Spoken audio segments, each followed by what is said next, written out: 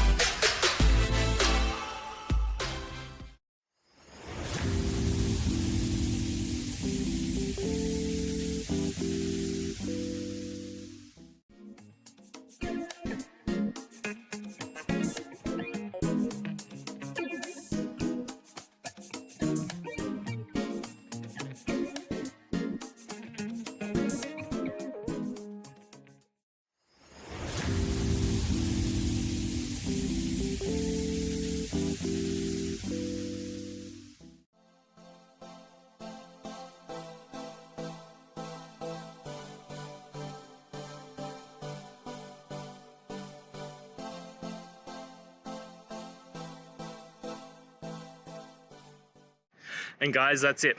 I hope this video has helped you and get you through to that resolution you needed. If it did, please, I'd appreciate it if you hit subscribe. Now, until the next time that you need technical help, I hope you have a good one. Cheers.